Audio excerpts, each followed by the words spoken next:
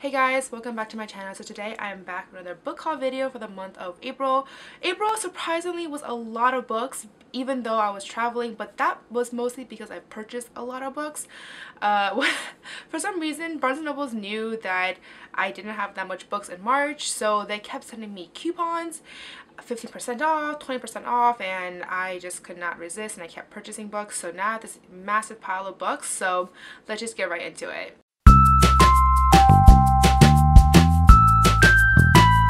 The first 4 books that I received in the mail was for my first purchase that I got from Barnes & Noble. The first book that I got was Eliza and Her Monsters by Francesca Zappia.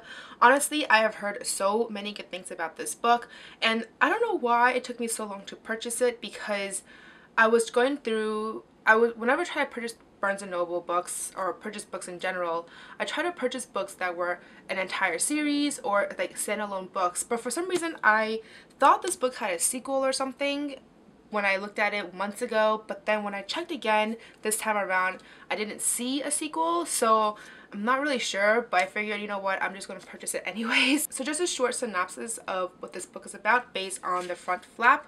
In the real world, Eliza Mark is shy, weird, and friendless. Online, she's Lady Constellation, the anonymous creator of the wildly popular webcomic Monstrous Sea. Eliza can't imagine enjoying the real world as much as she loves the online one, and she has no desire to try.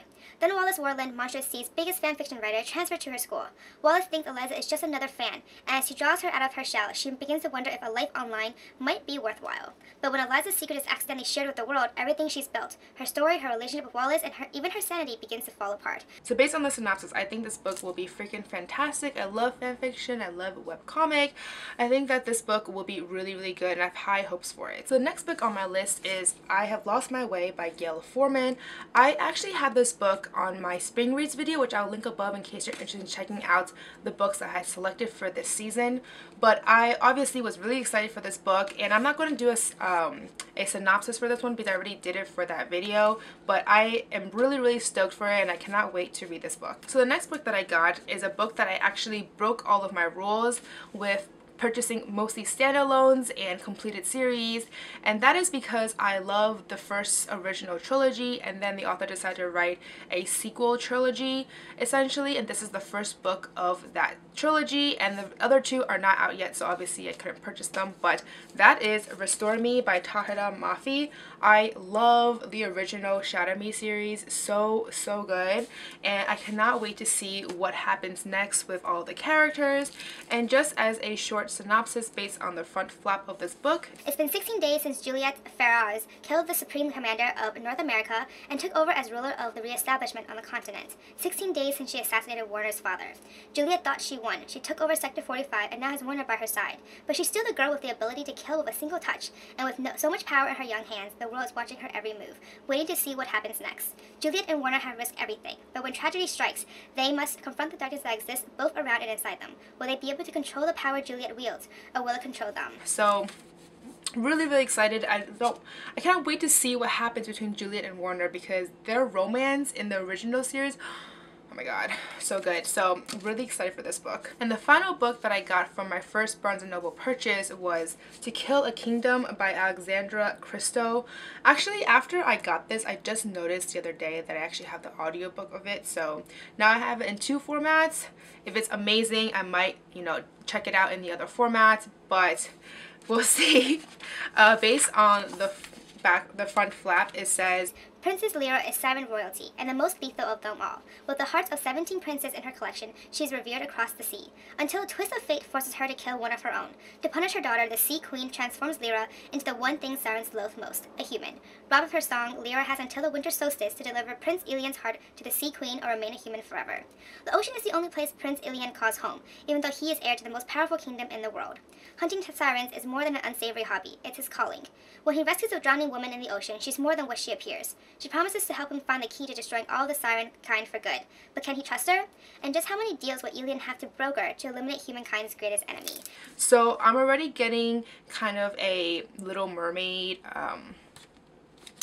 what is that word called? Retelling. But I mean, maybe this is based on all that, but that's the impression that I'm getting right off the bat from this book. Just as a side note, when I purchase these books, other than books that I've already mentioned previously in the past, such as I Have Lost My Way, most of these books I don't usually read the synopsis until I get it, or I briefly glance at it months prior, and then later I'll think, oh yeah, that's a book that I want to read, and then so when I actually receive it, these synopses are still kind of a surprise to me.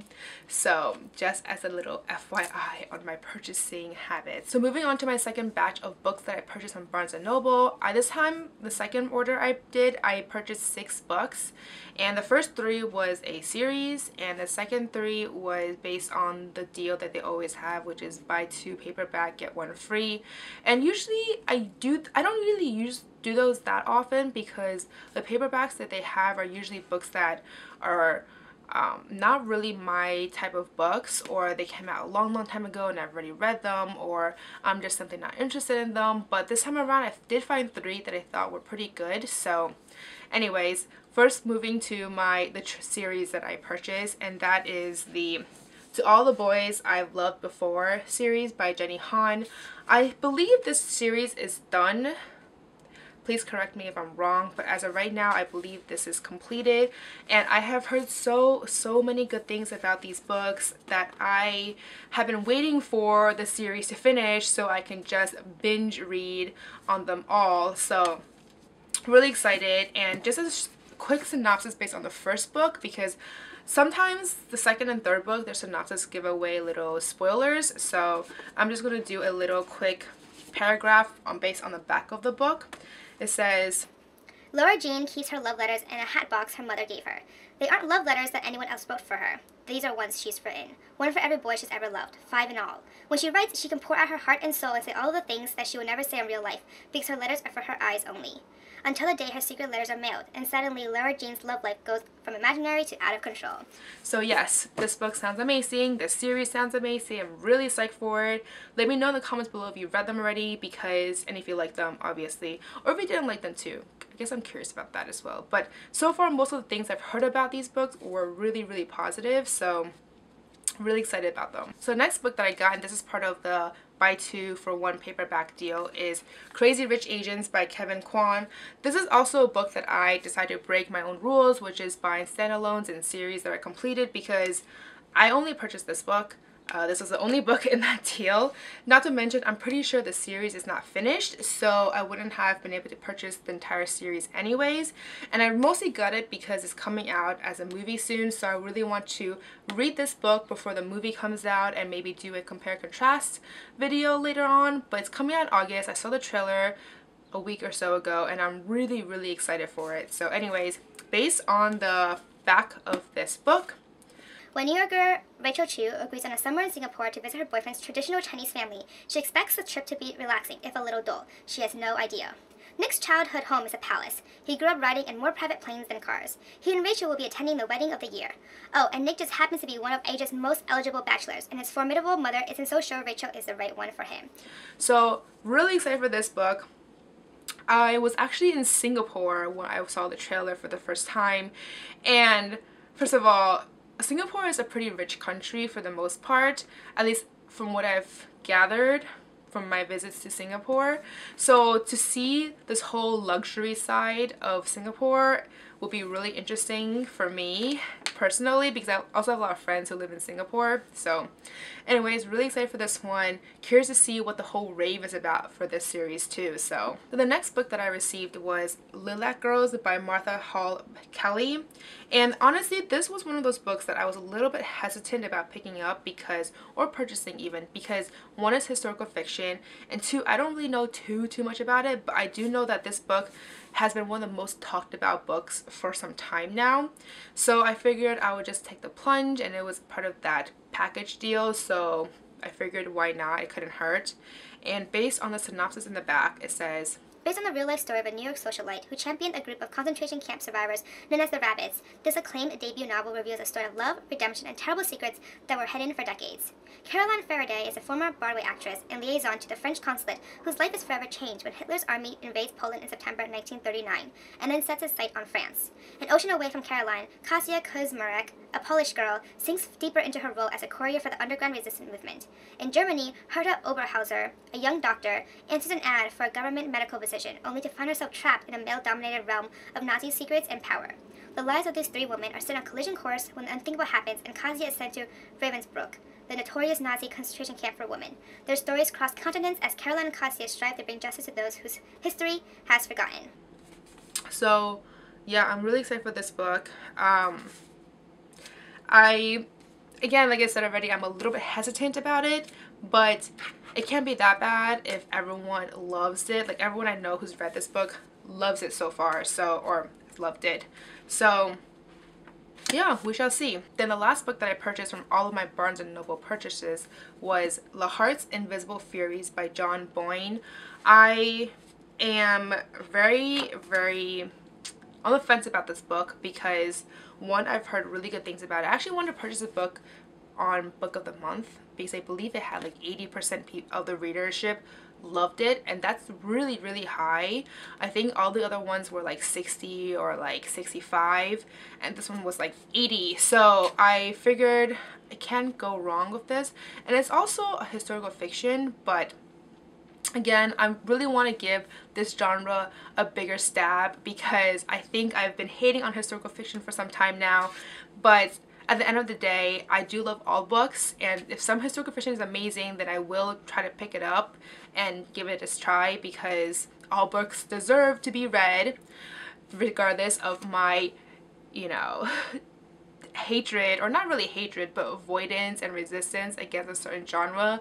But if this book is as amazing as everyone says it is, then I will not regret it. So based on the back of the book, it says, Cyril Avery, is that how you pronounce his name? Is not a real Avery, or at least that's what his adoptive parents tell him, and he never will be. But if he isn't a real Avery, then who is he?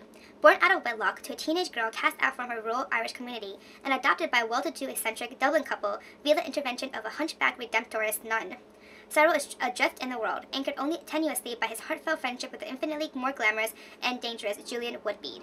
At the mercy of fortune and coincidence, he will spend a lifetime coming to know himself and where he came from, and over his many years will struggle to discover an identity, a home, a country, and much more.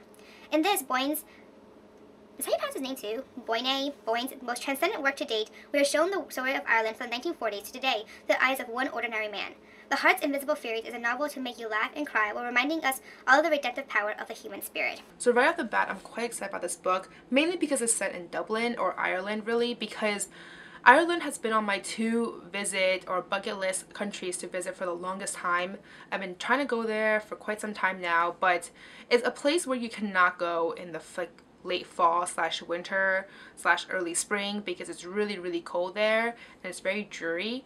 So the only time I can go is in the summer, but for some reason I just haven't planned it out yet. I think I'm going to try to go for 2019. I can't go for 2018 for this year because I already want to go to Japan, and that's already on my list. That is where I'm going to go end of this year. I already decided.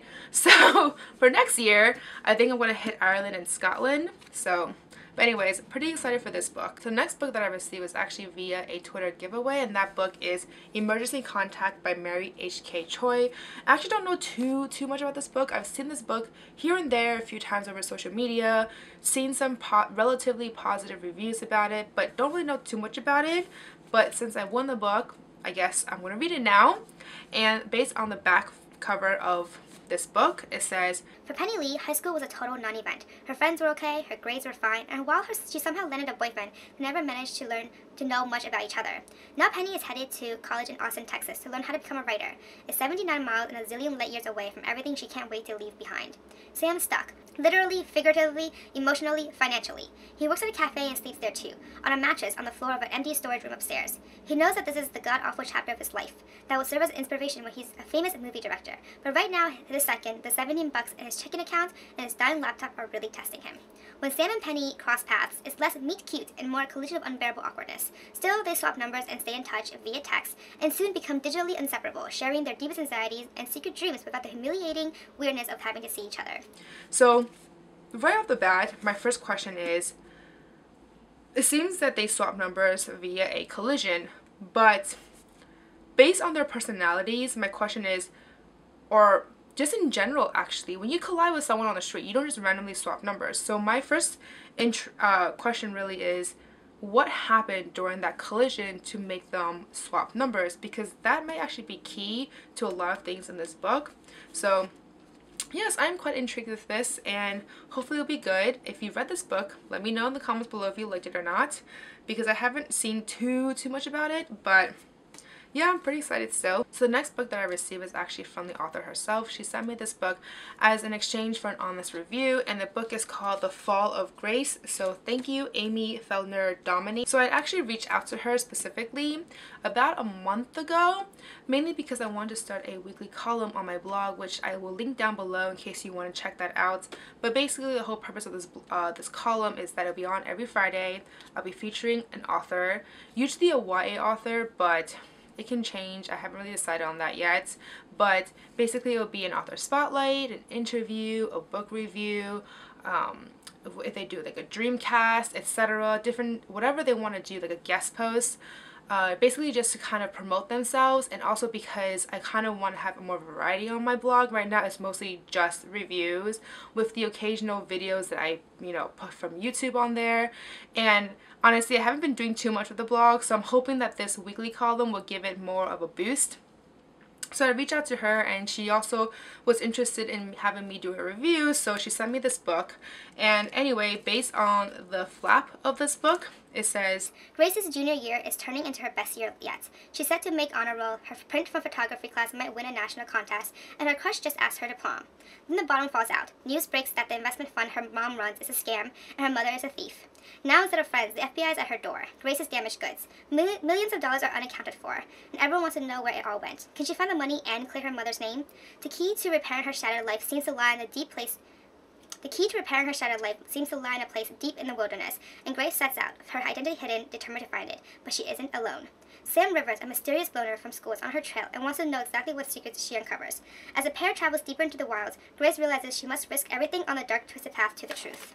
so unlike the rest of the books that I received, I actually knew what this book was about previously, otherwise I wouldn't have said yes when she asked if I can do a book review for her.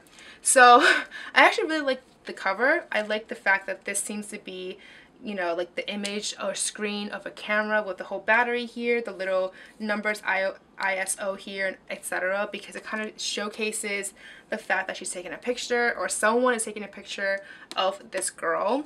So I really like that part.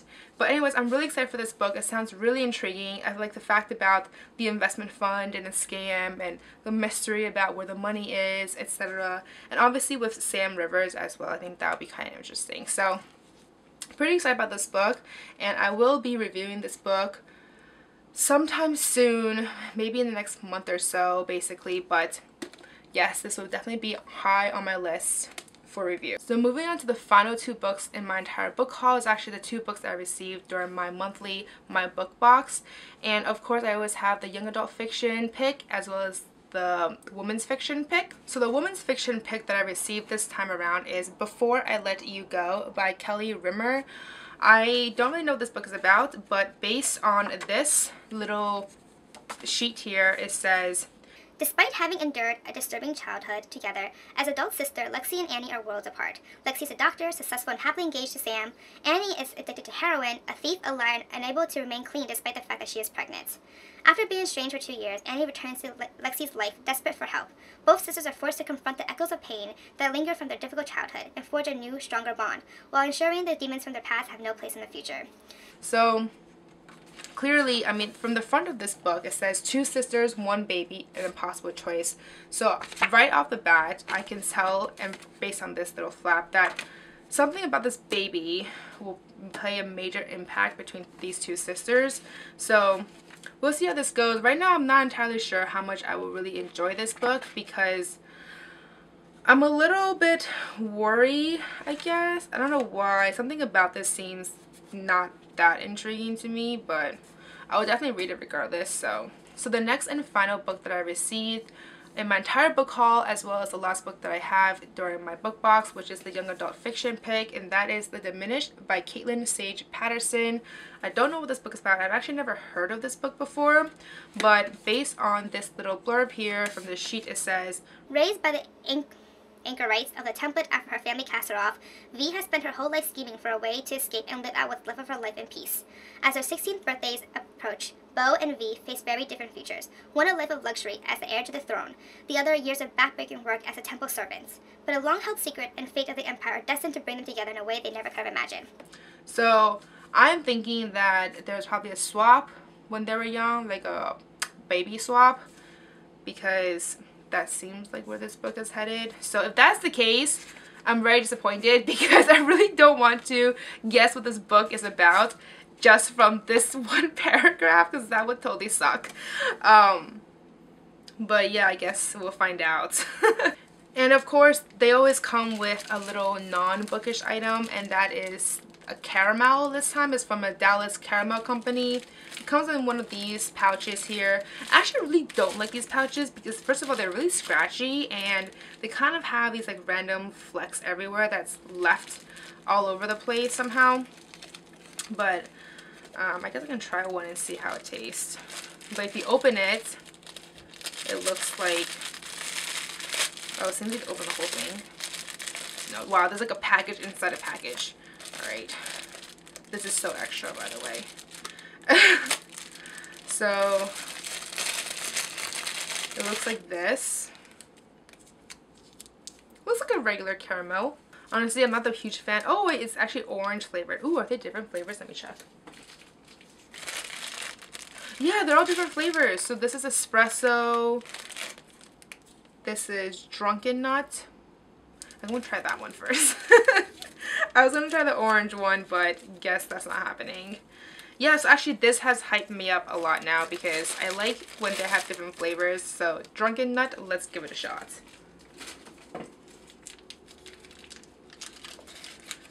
Okay, so this caramel is like super soft. Oh, and there's actually flecks of, there's actually like whole nuts in here.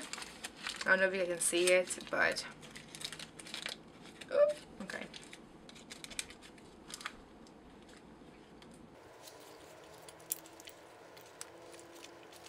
This caramel is really soft. It's kind of like fudge actually, but it's pretty good though. A bit sweet, a little too sweet for me. This is why I don't usually like caramels, because they're either too sticky or they're too sweet. And I think this is actually more like fudge. It tastes more like fudge. The sweetness of it is more like fudge. But anyways, that's all I have to say for this video. If you read any of these books already or you have one on your TBR list, do let me know in the comments below and let me know what you're anticipating. Really curious about that. But otherwise, that's all I have to say. As always, if you like this video, do give me a thumbs up and subscribe down below. Don't forget to follow me on Facebook, Twitter, and Instagram. That's it for today, guys. Thank you. Bye.